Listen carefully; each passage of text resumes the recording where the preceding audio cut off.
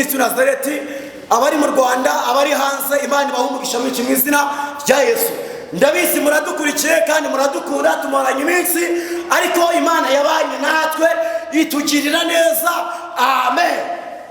Ndashaka kuvuga ku ntego y'ijambo ry'Imana cyangwa ubuhanuzi bw'Imana iba yaduhaye.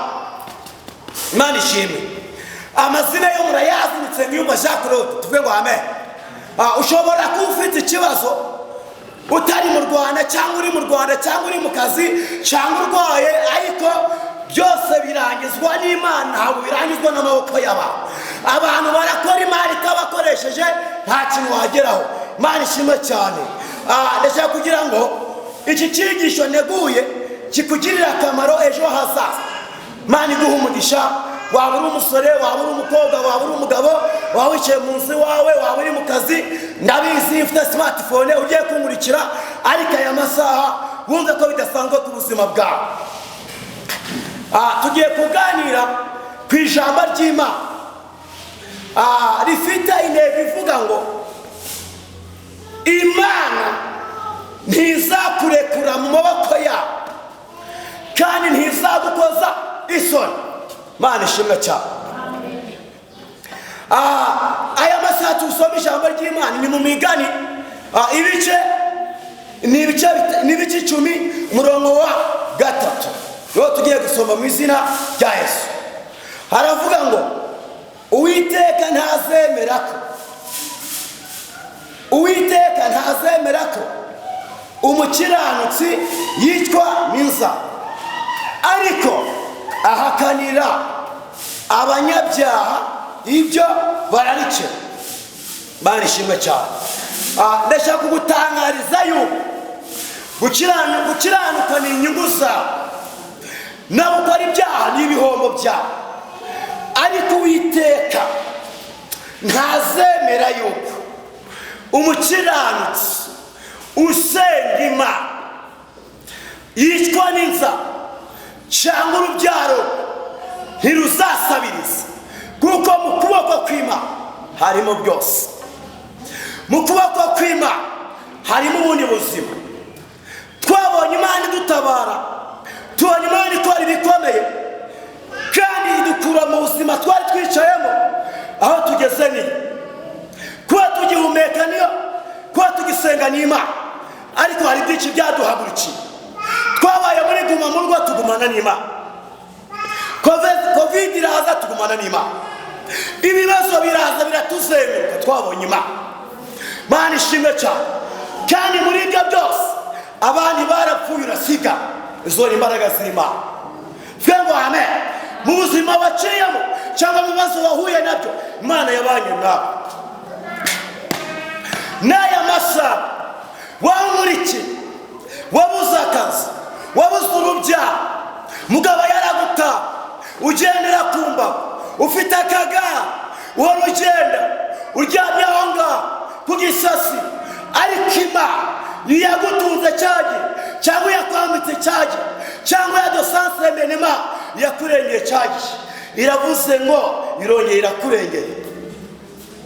Imana ishimwe cyane. Stafabe sansema yakudobene sansema yakurinze ugiye gupfa, yakurinze ugiye kwiyaho, yakurinze ugiye gutega ibyuma, yakuburaniye, yakurindiye ku iseta ucururizaho, yakurindiye mu kazi, yakurinze abagiye kukwirukana, yakurindiye muri gereza. Iyo ngiyo niyigarutse, kuko Imana ntabwo izemera yuko umukiranutsi yicwa n'inzara, ariko yakanira abanyabyaha ibyo bararikira. Mureke dushake Imana, mureke dukiranuke. Gusenga ni inyungu, kudasenga ni ibihombo. Ndagwifuriza aya masaha n'uyu murata Imana nkorera kigiye gukora ku buzima bwawe, igiye gukora ku rubyaro rwawe, igiye gukora ku mashuri yawe, igiye gukora mu kazi kawe, igiye gukora mu rugo rwawe. Imana nkorera iruta ubwenge, Imana nkorera iruta amafaranga, Imana nkorera iruta akazi. Iyi Imana dukorera yaremye isi n'ijuru, cyangwa yatubumbye mu gitaka cyangwa mu mukungugu, aho niho twavuye. Aho utazi umwuka uhumeka awukura, niko Imana izakurengera muri uyu mwaka tugiye gutangira. Mana ishimwe cyane, nivuganye nawe ntizabyemera gusohoka mu nzu, ntizabyemera kusara, ntizabyemera kubyara upfusha buri munsi, ntizabyemera kumugabo kubita buri munsi. Nitanze agakiza, nitanze amahoro, nitanze kurama mu izina rya Yesu. Wakira ubuzima Imana iguhaye amasaha, wakira ubuzima Imana iguhaye. Ndabizi urwaye ibyiba mu nda, ndabizi urwaye amaso, ndabizi urwaye umutwe, aho ngaho Imana irahageze. Ndabizi ufite ibibazo by'abantu bakuvugavuga bakakugambanira, aho ngaho Imana irahageze.